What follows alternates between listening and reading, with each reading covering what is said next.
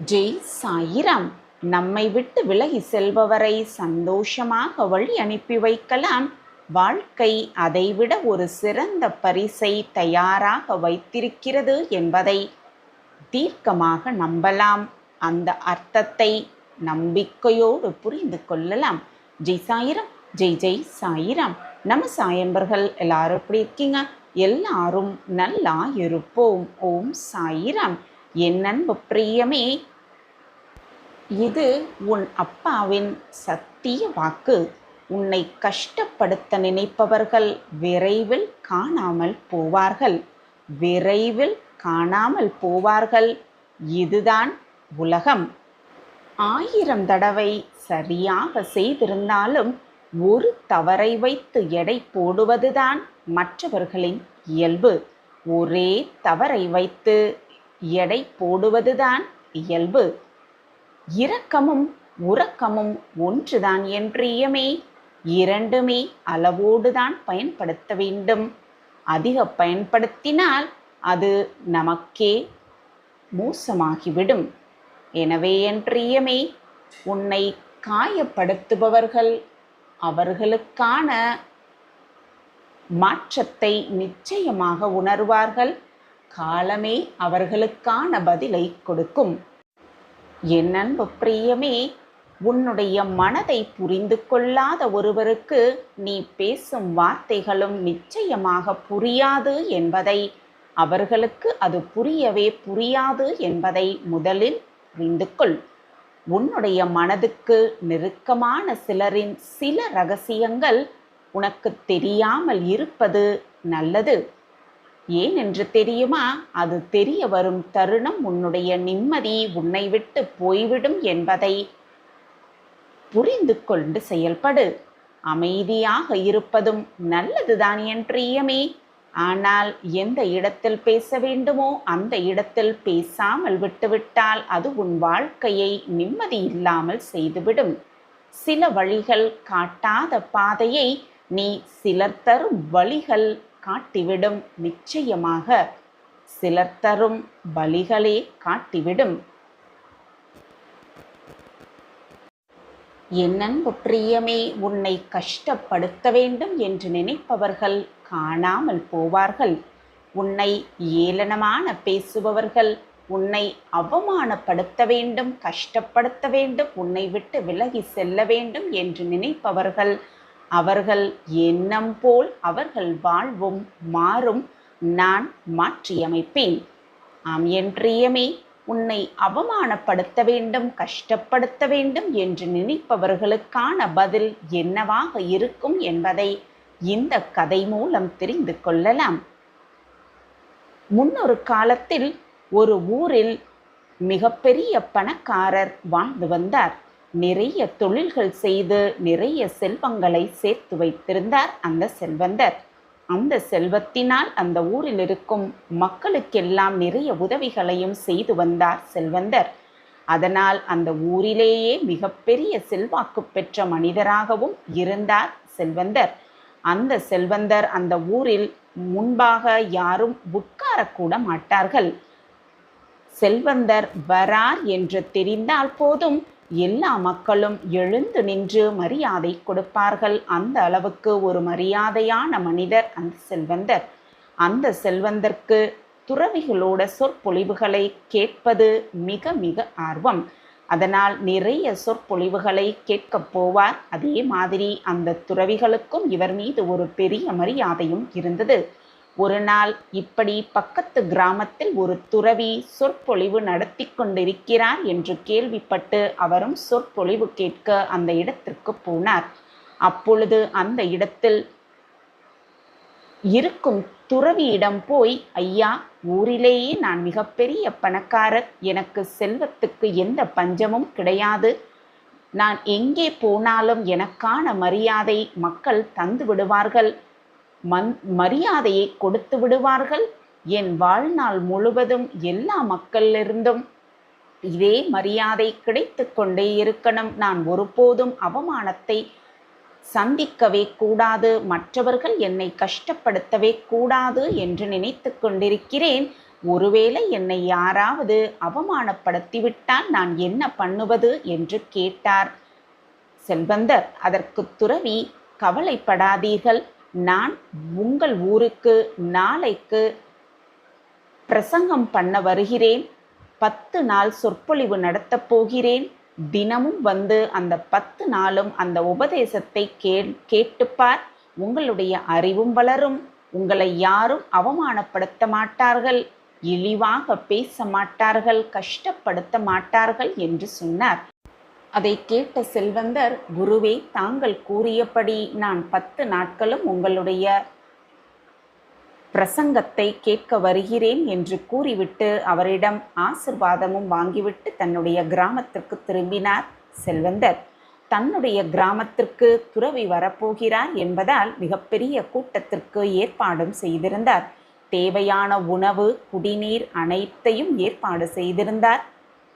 மேடை, மிகப்பெரிய மேடை அமைத்து அதில் செல்வந்தர் உட்காருவதற்கு மிகப்பெரிய நாற்காலியும் துறவி உட்காருவதற்கு நாற்காலியும் என்று போடப்பட்டு அங்கிருந்த மக்கள் அனைவருமே அதை சுற்றி நின்று வேடிக்கை பார்க்கும் அளவுக்கு ஏற்பாடு மிக பிரம்மாண்டமாக செய்திருந்தார்.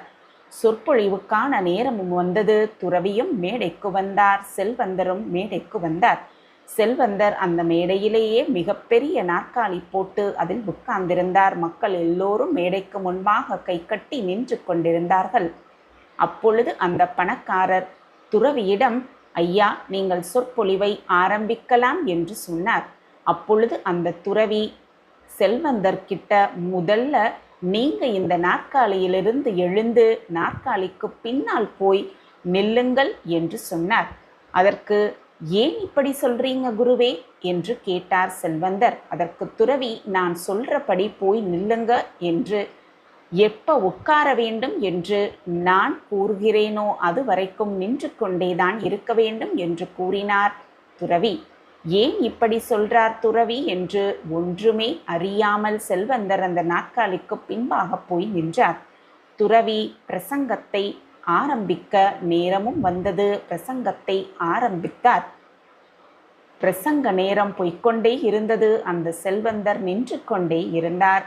துறவி அவரை உட்கார சொல்லவே இல்லை.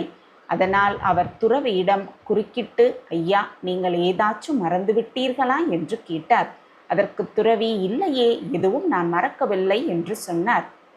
இல்ல குருவே, நீங்க ஏதோ மறந்து விட்டீர்கள் என்று நினைக்கிறேன். ஏனென்றால் நீங்கள் என்னை நிற்க சொல்லியிருக்கிறீர்கள்.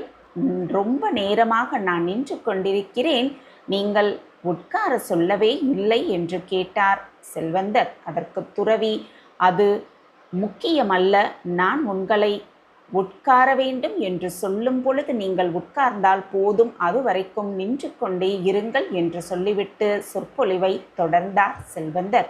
இப்பொழுது சொற்பொழிவு முடிந்ததும் விட்டது. மக்கள் எல்லோரும் ஒவ்வொருத்தராக வந்து துறவியிடம் ஆசிர்வாதம் வாங்கிவிட்டு வீட்டிற்கு கிளம்பினார்கள். எல்லோரும் போனதற்கு பிறகு செல்வந்தர் வந்து குருவிடம், பிரசங்கமும் முடிந்து விட்டது, ஆனால் கடைசி வரைக்கும் நீங்கள் என்னை உட்கார சொல்லவே இல்லை, ஏன், என்ன காரணம் என்று கேட்டார்.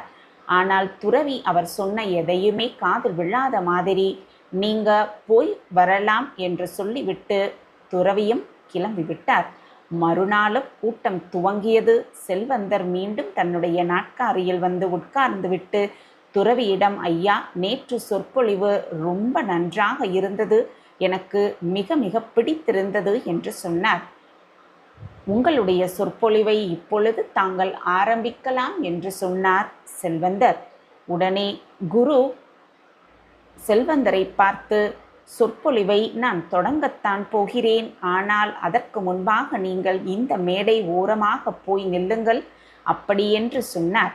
அதை கேட்ட அந்த மனிதர் தான் அவமானப்படுத்தப்பட்ட மாதிரி மிக மிக வருத்தமடைந்தார்.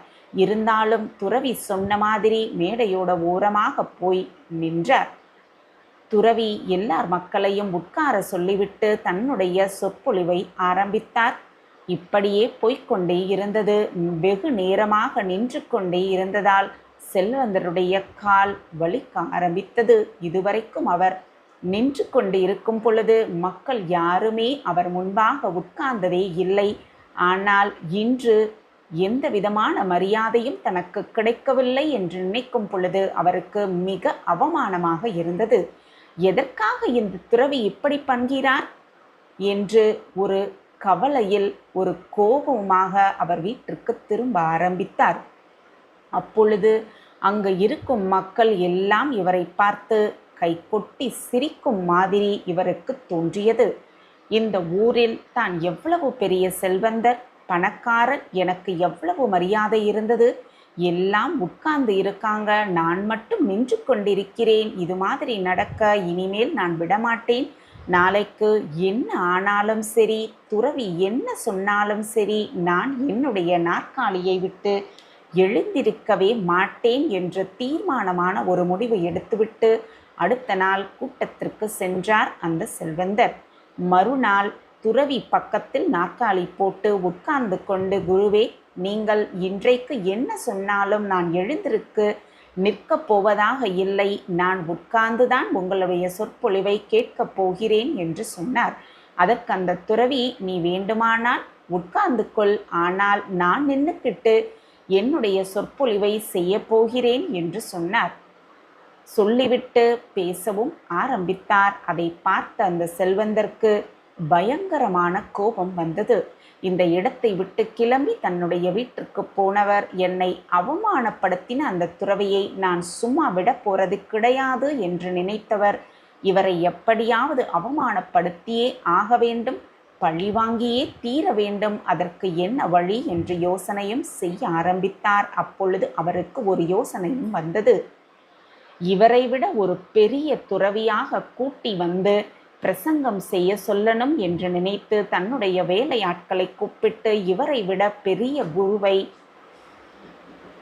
அழைத்து கொண்டு வர வேண்டும் என்று கட்டளையிட்டார். அவர் கூறியபடியே பெரிய குருவை அழைத்து கொண்டு வந்தார்கள். புதிய குருவோடு சொற்பொழிவுக்கு யாரெல்லாம் வருகிறீர்களோ அவர்கள் அனைவருக்கும் ஆளுக்கு ஒரு தங்க நாணயம் கொடுக்கிறேன் என்ற அறிவிப்பையும் விடுத்தார் செல்வந்தர். உடனே ஊரில் அந்த செய்தி எல்லோரிடமும் பரவியது. இது மக்கள் எல்லோருக்கும் தெரிய வந்தது. புதிய குருவும் வந்தார். இப்பொழுது அந்த செல்வந்தர் ஒரு பெரிய நாற்காலியை போட்டு அந்த புதிய துறவிக்கு அருகிலேயே உட்கார்ந்தார். புதிய துறவியோட சொற்பொழிவை கேட்ட மக்களுக்கு தினமும் ஒரு பொற்காசு கிடைத்தது.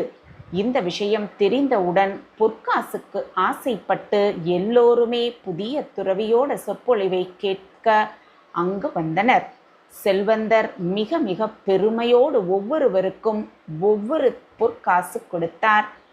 அங்கு இருக்கும் அனைவரும் செல்வந்தரை உங்களை மாதிரி யாருமே இல்லையா என்று வெகுவாக பாராட்டி தள்ளினார்கள். அந்த புது துறவியும் அப்படியே பாராட்டினார். எல்லாம் நல்லபடியாக நடந்தது. இப்படியே 10வது நாளும் வந்தது. இப்பொழுது அந்த செல்வந்தர் தன் பழைய குரு என்ன பண்ணிக்கொண்டு இருக்கிறார் என்று பார்க்கலாம் என்று ஒரு ஆசையில் அவருடைய சொற்பொழிவு நடக்கும் கூட்டத்திற்கு போனார். அங்கு ஒரு நபரை தவிர வேறு யாருமே இல்லை. அந்த ஒரு நபரும் மேடையிலிருந்து மிக தூரத்தில் கையை கட்டி நின்று கொண்டு அமைதியாக பிரசங்கத்தை கேட்டுக்கொண்டு இருந்தார். கூட்டமே இல்லை, ஒரே ஒரு மனிதர்தான் இருக்கிறார் என்பதை பார்த்த அந்த செல்வந்தருக்கு மிக மிக சந்தோஷம் ஆகிவிட்டது. என்ன குருவே, கூட்டம் எக்கச்சக்கமாக இருக்கும் போல இருக்குது, இப்பொழுது புரியுதா என்னுடைய பெருமை? நீங்கள் என்னை கூட்டத்தில் உட்கார அனுமதிக்கவில்லை. இன்றைக்கு பார்த்தீர்கள் என்றால் உங்களை விட ஒரு பெரிய குருவை கூட்டி வந்து எவ்வளவு பெரிய கூட்டம் நடத்தி வருபவர்களுக்கெல்லாம் ஒரு பொற்காசு கொடுத்து இந்த பெரிய குருவோடைய பக்கத்தில் அவரை விட பெரிய நாற்காலி போட்டு நான் உட்கார்ந்து கொண்டு இருக்கிறேன். நீங்கள் என்னை அவமானப்படுத்தினீர்கள். ஆனால் இன்றைக்கு எல்லோரும் என்னை புகழ்ந்து பேசுகிறார்கள். என்னை ஒரு கொடை வள்ளல் என்று கூறுகிறார்கள். அதே போல புதிய துறவியும் என்னை பாராட்டினார் என்று சொன்னார். ஆனால் அந்த துறவியோ எதுவுமே பதில் சொல்லாமல், சரிப்பா, நான் இப்பொழுது சொற்பொழிவு நடத்தி கொண்டிருக்கிறேன், சொற்பொழிவு முடிந்தவுடன் நான் உன்னிடம் பேசுகிறேன் என்று சொன்னார். அதற்கு செல்வந்தர், யாரு? இந்த ஒருத்தருக்கு நீங்க சொற்பொழிவு ஆற்றிக் கொண்டிருக்கிறீர்களா? அது முடியும் வரைக்கும் நான் காத்து கொண்டிருக்கணுமா என்று அந்த ஒருத்தரையும் என்னுடைய நான் கூட்டிக் கொண்டு போய்விடுவேன் என்று சொன்னார். அதற்கு துறவி, முடிந்தால் நீங்கள் கூட்டிக் கொண்டு போகலாம் என்று சொன்னார். அந்த பணக்காரர் அந்த நின்று கொண்டிருந்த அந்த மனிதரிடம் போய், இங்க என்ன செய்து கொண்டிருக்கிறீர்கள்? வெட்டியாக என்னோடு வாருங்கள், ஒரு நல்ல சொற்பொழிவை கேட்கலாம், இவரை விட ஒரு பெரிய துறவி இருக்கிறார் என்று சொல்லி அதைவிட அந்த பிரசங்கத்தை கேட்டால் உங்களுக்கு ஒரு தங்க நாணயம் கிடைக்கும் என்று கூறினார். அதற்கு அந்த நபர், இல்லை, நான் வரமாட்டேன் என்று சொல்லிவிட்டார். அதற்கு அந்த செல்வந்தர், மற்ற எல்லோருக்கும் நான் ஒரு பொற்காசும் கொடுக்கிறேன், நீங்கள் வந்தால் உங்களுக்கு 100 பொற்காசுகள் கொடுக்கிறேன் என்று செல்வந்தர் கூறினார். அதற்கு அந்த நபர், நான் வரமாட்டேன் என்று மீண்டும் மறுத்தும் விட்டார். உடனே செல்வந்தர், உனக்கு 10,000 பொற்காசுகள் தருகிறேன், வா என்று கூப்பிட்டார். மறுபடியும் முடியாது என்று சொல்லிவிட்டார் அந்த நபர். செல்வந்தர் மிக மிக ஆச்சரியத்தோட, நீங்க மட்டும் என்னுடைய வந்தீர்கள் என்றால் உங்களுக்கு 1,00,000 பொற்காசுகள் தருகிறேன், அது மட்டும் இல்லாமல் உங்கள் தலைமுறைக்கு தேவையான செல்வத்தையும் உங்களுக்கு கொடுக்கிறேன், தயவு செய்து வாருங்கள் என்று கூப்பிட்டார். அதற்கு அந்த மனிதர், தயவு செய்து நீங்கள் இந்த இடத்தை விட்டு போய்விடுங்கள், நான் உங்களுக்கு நிறைய பொற்காசுகள் தருகிறேன், நிலம், செல்வம், உங்களுக்கு தேவையான அளவு அனைத்தையும் தருகிறேன், உங்களுக்கு இந்த நாடு வேண்டுமானால் உடனே தருகிறேன், ஆனால் தயவு செய்து இந்த இடத்தை விட்டு போய்விடுங்கள் என்று சொன்னார் அந்த செல்வந்தர். அவருக்கு ஒரே ஆச்சரியம், என்ன குருவே, சொற்பொழிவு கேட்பவருக்கு யாருமே ஆள் கிடைக்கவில்லை என்று ஒரு பைத்தியக்காரனை கூப்பிட்டு வந்து சொற்பொழிவு நடத்தி கொண்டிருக்கிறீர்களா? இவ்வளவு கொடுக்கிறேன் என்று நான் சொல்லியும் அவன் எனக்கு ராஜ்யம் கொடுக்கிறேன் என்று சொல்கிறான். ராஜ்யத்தை எழுதி வைக்க இவன் என்ன ராஜாவா என்று கிண்டலாக கேட்டார் அந்த செல்வந்தர். துறவியும் சிரித்து கொண்டே, ஆம், அவர்தான் இந்த ராஜ்யத்திற்கு ராஜா என்று சொன்னார். பணக்காரருக்கு அவருடைய காதுகளால் அவரால் நம்பவே முடியவில்லை. அந்த நபருடைய முகத்தை அருகில் சென்று உற்று பார்த்தார். அவரை அடையாளம் தெரிந்து கொண்டது. அவர் ராஜாதான். உடனே அந்த மன்னருடைய காலில் விழுந்து, நீங்க பெரியவங்க, நான் இதுவரைக்கும் செய்த தவறு அனைத்தையும் என்னை மன்னித்து விடுங்கள், உங்களை சரியாக நான் அடையாளம் காணவில்லை, அதனால்தான் அப்படி பேசிவிட்டேன் என்று சொன்னார் செல்வந்தர். அப்பொழுது அந்த துறவி, இப்படி மற்றவர்கள் காலில் விழுகிறீர்களே, யாரும் பார்த்தால் உங்களை என்ன நினைப்பாங்க? உங்க பெருமையெல்லாம் என்ன ஆயிற்று? இப்பொழுது உங்கள் மனம் எப்படி புண்படவில்லையா என்று கேட்டார். அந்த செல்வந்தருக்கு என்ன சொல்வதென்றே தெரியாமல் முழித்து கொண்டு நின்றார். என்கிட்ட வந்த அந்த நாளில்தான் இந்த மன்னரும் வந்தார். நீங்கள் கேட்ட அதே கேள்வியை தான் இவரும் என்னிடம் கேட்டார். உங்கள்கிட்ட நான் சொன்ன அதே மாதிரிதான் இந்த மன்னர்கிட்டேயும் ஒரு மூலையில் போய் கை கட்டி நில்லுங்கள் என்று சொன்னேன். முதல் நாளே வந்து கையை கொட்டி நின்றவர் 10 நாட்களாக தொடர்ந்து அதே இடத்தில் நின்று சொற்பொழிவை கேட்டுக்கொண்டிருக்கிறார். ஆனால் நீங்களோ அந்த இடத்தில் நிற்காமல் வேறு எங்கெங்கோ போய் ஏதேதோ நாடகமெல்லாம் ஆடிக்கொண்டிருக்கிறீர்கள். ஆனால் அதனால் உங்களுக்கு என்ன பயன் கிடைத்தது என்று கேட்டார் துறவி. அப்பொழுது அரசர், நண்பரே, இந்த 10 நாட்களில் நான் நிறைய கற்றுக்கொண்டேன். நான் எந்த விதத்திலேயும் அவமானப்பட்டதாக நான் நினைக்கவே இல்லை. நான் இந்த ராஜ்யத்தின் மன்னர். ஆனால் நீங்க என்னுடைய கால்களை பிடித்து மன்னிப்பு கேட்கிறதுனால் எந்த விதமான அவமானத்தையும் உணரவே இல்லை. ஆனால் என்னுடைய இடத்தில் ஒரு ஏழை எழுந்திருந்தால் நீங்கள் அவர்களுடைய காலில் விழுவீர்களா அல்லது விழமாட்டீர்களா என்று கேட்டார். அப்படி அவர்களுடைய காலில் விழணும், இருந்தாலும் நீங்கள் அவமானப்பட்டதாக உணர்வீக. இந்த 10 நாட்களாக இங்கேயே நான் நின்று கொண்டிருக்கிறேன். என்னுடைய கர்வமெல்லாம் இங்கே காணாமல் போய்விட்டது. நான் இப்பொழுது மன்னர் இல்லை, ஒரு சாதாரண மனிதர். சுயமரியாதைக்கும் உரிமைக்கும் நான் முக்கியத்துவம் கொடுக்கணும், பெருமைக்கு அல்ல என்பதை மிகப்பெரிய அரசனாகிய நான் புரிந்து கொண்டேன். பெருமையாக நினைத்து கொண்டிருந்ததால் சின்ன சின்ன விஷயங்களுக்கு கூட நான் மிக பெரியதாக அவமானப்பட்ட மாதிரி உணர்வேன். ஆனால் இன்று அப்படியல்ல என்று சொன்னார் மன்னர். இப்பொழுது அந்த செல்வந்தர் எனக்கு எல்லாமே புரிந்தது என்று சொல்லி அந்த துறவியிடம் அரசரிடமும் மன்னிப்பு கேட்டார். நாமும் வாழ்க்கையிலும் இப்படி சின்ன சின்ன அவமானங்களை கூட தாங்க முடியாத வலிமையில்லாமல் இருந்து கொண்டிருக்கிறோம். அப்படி இருந்தால் வாழ்வில் முன்னேறுவது மிக மிக கடினம். உண்மையில் நாம் யாரையும் அவமானப்படுத்துவதும் இல்லை, நம்மளுடைய பலத்தை மட்டும்தான் நாம் அவர்களிடம் காமிக்கிறோம். நாம் வலிமையானவன் என்பதை மற்றவர்களிட்ட காட்ட விரும்புகிறோம். நம்மீதே நமக்கு நம்பிக்கை இல்லாத பொழுதுதான் நம்மளுடைய பலத்தை சோதிக்க யாராவது முயற்சி பண்ணும் பொழுது அவர்களை நாம் அவமானப்படுத்துகிறோம். நம்மளுடைய வாழ்க்கை முடிவில்லாத போராட்டமாக நமக்கு தோணும் பொழுது எல்லாரையுமே எதிரிகளாக பார்க்க ஆரம்பித்து விடுகிறோம். எல்லோரையுமே அவமானப்படுத்த ஆரம்பித்து விடுகிறோம். ஒவ்வொரு கணமும் நம் அருகில் இருப்பவர்களுடைய, நம் எதிரில் இருப்பவர்களுடைய அடிமையாக நடத்த ஆரம்பித்து விடுகிறோம். இந்த பயத்தினால்தான் அவமானப்படுத்தி நம்மளுடைய வாழ்வையே நாம் நரகமாக்கிக் கொள்கிறோம். மற்றவர்கள் அவமானப்படுத்தி விட்டார்களே, கஷ்டப்படுத்தி விட்டார்களே என்று நினைக்காமல் ஏதோ ஒரு காரணத்திற்காக எல்லாம் நடக்கிறது என்பதை புரிந்து கொண்டு அமைதியாக இருந்தால் அவர்களை காணாமல் போகுமளவிற்கு காலமே அவர்களுக்கான பதிலை கொடுக்கும் என்பதை தீர்க்கமாக புரிந்து கொள்ளலாம். நம்பிக்கையோடு இருக்கலாம், பொறுமையாக இருக்கலாம். உனக்கு எல்லாமே பணிந்து நிற்கும். என் அன்பு பிள்ளையே, கடமைக்காக உன்னிடம் பேசுபவர்களிடம் அதிகமாக உரிமை எடுத்துக்கொள்வது உன்னுடைய தவறுதான் என்பதை எப்பொழுதுதான் புரிந்து கொள்ளப் போகிறாய்? உனக்கு தேவையான சிலவற்றை கற்றுத் தருவது உன்னுடைய வாழ்வு மட்டுமல்ல என் பிள்ளையே. உன்னுடைய வாழ்வு மட்டுமல்ல, நீ அதிகம் நேசிக்கும் பல பேர் உன்னை சுற்றி இருப்பவர்களும் சில சமயம் உன்னையும் உன் வாழ்வை பற்றியும் புரிய வைக்கிறார்கள் உன்னிடம். என் அன்பு பிள்ளையே, உன்னை வெறுப்பவரிடம் உண்மையான அன்பு கிடைக்கும் என்று எப்பொழுதும் எதிர்பார்த்து நிற்காதே.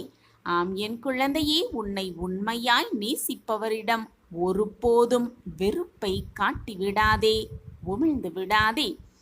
யாரோ ஒருவர் உன்னை புரிந்து கொள்ளவே இல்லை என்பதற்காக உன்னுடைய இயல்பையும் தனித்துவத்தையும் ஒருபோதும் மாற்றிக்கொள்ள நினைக்காதே என் பிள்ளையே. ஆம் என் குழந்தையே, ஒவ்வொரு நாளும் ஒவ்வொருவரும் தினந்தோறும் உனக்கு ஒரு விதமான பாடத்தையும் பலவிதமான பாடத்தையும் கற்றுத்தருகிறார்கள் என்பதை புரிந்து கொண்டு செயல்படு. உன்னை சுற்றி நடக்கும் எதுவுமே உனக்கு நன்மையாக இருக்கும்படிதான் நடக்கிறது என்பதை தெரிந்து கொள். உனக்கு துணையாக எப்பொழுதும் உன் சாயப்பா உன்னோடு இருக்கும் பொழுது கெடுதல் நடக்க விட்டு விடுவேனா உன்னப்பா? நடக்காது என தெரிந்தாலும், கிடைக்காது என புரிந்தாலும், நிறைவேறாது என்று நீ உன் மனம் நினைத்தாலும், மனம் ஏனோ எதிர்பார்ப்பதை மட்டும் நிறுத்தி கொள்ள மறுத்து கொண்டுதானே இருக்கிறது. அப்படியென்றால் நடக்கும் என்று உன் முன் மனம் சொல்கிறது. நடக்கும் என்று நீ நம்பினால் நிச்சயமாக அது நடக்கும் என் பிள்ளையே. முடியும் என்று நம்பினால் நிச்சயமாக அது முடியும். உன் வாழ்வில் அதை முடித்து வைப்பேன் உன் சாயப்பா. இன்று உன்னை கஷ்டப்படுத்தி கொண்டிருப்பவர்கள், காயப்படுத்தி கொண்டிருப்பவர்கள், உன்னை வேதனைப்படுத்தி கொண்டிருப்பவர்கள் ஒரு காலத்தில் உன்னை உண்மையாக நேசித்தவர்களாகத்தான் இருப்பார்கள். ஆனால் அவர்களே இன்று உன்னை கலங்கடித்து பார்க்கிறார்கள், வேதனைப்படுத்தி பார்க்கிறார்கள் என்றால் உண்மையில் அவர்கள் உன்னை நேசித்தவர்கள் அல்ல என்பதை புரிந்து கொள். நேசித்தது போல உன்னை நம்ப வைத்தவர்கள்தான் அவர்கள் என்பதை புரிந்து கொண்டு அவர்களை விட்டு சற்று விலகியே இரு. ஆம் என் குழந்தையே, அன்புக்கு எல்லையே கிடையாது என்று நினைத்து யாரிடமும் அதிகமாக அன்பை செலுத்திவிட்டு பின் வருத்தப்படாதே, வருத்தத்திற்கு ஆளாகாதே. ஆம் என் குழந்தையே, எது வந்தாலும் துணிந்து நிற்க கற்றுக்கொள். சந்தர்ப்ப சூழ்நிலைகள் எப்படியாப்பட்டதாக இருந்தாலும் துணிந்து நிற்க கற்றுக்கொள். அப்பொழுது உனக்கு எல்லாமே உனக்கு பணிந்து நிற்கும். ஆம் என் குழந்தையே, மகிழ்ச்சிகரமான விஷயம் ஒன்றென்றால் அது ஒருவருடைய சிரிப்புதான். அந்த புன்னகை உன்னிடத்தில் இருந்தால் இந்த உலகில் மகிழ்ச்சிக்கு எல்லையே இருக்காது. ஆம் என் குழந்தையே, மற்றவர்களுடைய சிரிப்புக்கு நீ காரணமாக இருப்பது மிக மிக புண்ணியமான விஷயம். ஆம் என் குழந்தையே, ஒன்றை நன்றாக புரிந்து கொள். நீயாக எதையும் தேடி செல்லாதே. அதே போல உன்னை தேடி வரும் எதையுமே வெறுக்க நினைக்காதே. ஆம் என் குழந்தையே, யார் உன்னை விட்டு விலகி போனாலும் கூட உன்னுடைய இயல்பு மாறாதவரை உனக்கு எந்த இழப்புமே இல்லை என்பதை புரிந்து கொள்.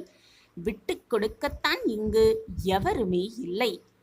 புரிதல்கள் இல்லாமல் விட்டு விலகி செல்ல 1000 பேர் இருந்து கொண்டுதான் இருக்கிறார்கள்.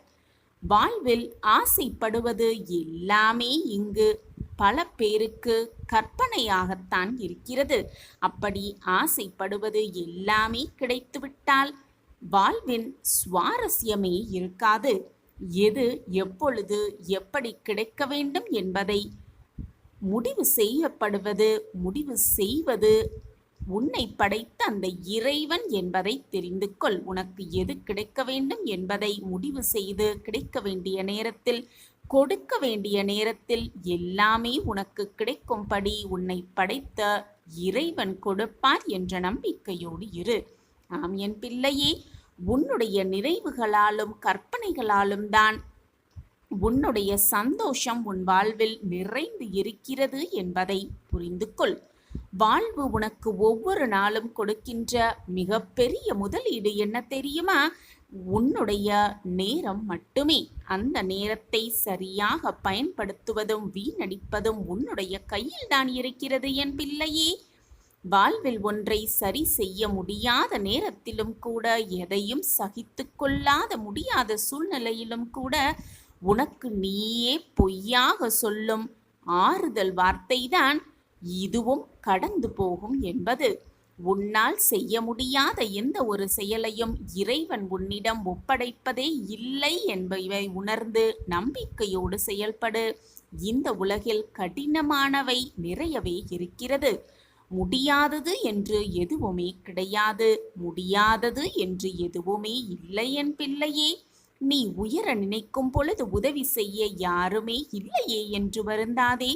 உன் பலமே நீ தனியாக நிற்பதுதான் என்பதை உணர்ந்து செயல்படு. உனக்கு வெற்றி நிச்சயமாக உன் சாயப்பா நான் உனக்கு கொண்டு வந்து சேர்ப்பேன். நீ பலம் உள்ளவராக இருக்க விரும்பினால், பலம் மிக்கவராக மாற விரும்பினால், முதலில் உன்னுடைய பலவீனம் என்ன என்பதை நீயே தெரிந்து கொண்டு அதை உன்னிடத்திலிருந்து தூர எறிந்துவிடு. உன்னுடைய பலவீனங்களை கொண்டு யார் வேண்டுமானாலும் உன்னை அசைத்துவிட முடியும். கவனமாக இரு என் பிள்ளையே. உனக்கான மாற்றம் வரும் பொழுது தேவையில்லாமல் உன் மனதை போட்டு வீணாக குழப்பிக்கொண்டு உன்னையும் வேதனைப்படுத்தி கொண்டு உன்னை சுற்றி இருப்பவர்களையும் வேதனைக்கு ஆளாக்காதே என் பிள்ளையே. இனி கலங்காதே. எந்த சூழ்நிலையிலும் நான் உன்னை விட்டுவிடவே மாட்டேன். எது வந்தாலும் எதிர்த்து நின்று போராடு. அனைத்தும் நன்மைக்கே என்பதை தீர்க்கமாக நம்பு. 1000 பேரிடம் நீ உதவி கேட்டாலும் கூட உனக்கு உதவப் போவது உன் சாயப்பா நானே என்பதை தீர்க்கமாக முடிவு செய்து கொள். உன்னிடத்தில் நான் எல்லாம் எடுத்துக்கொள்வேன். அதன் பிறகு 100 மடங்கு பலனை தருவேன். இது உன் சாயப்பாவின் சத்திய வாக்கேதான். கட்டாயமாக நீ விரும்பிய வாழ்க்கையை உனக்கான குறித்த நேரத்தில் நான் கொடுப்பேன். அது என்னுடைய கையில்தான் இருக்கிறது. இனி நடக்கப் போவதைப் பார்த்து வியக்கத்தான் போகிறாய். உன்னை யாராவது நிராகரிக்கிறார்கள் என்றால் உடனே மனம் நொந்து போய் கலங்கி நிற்காதே.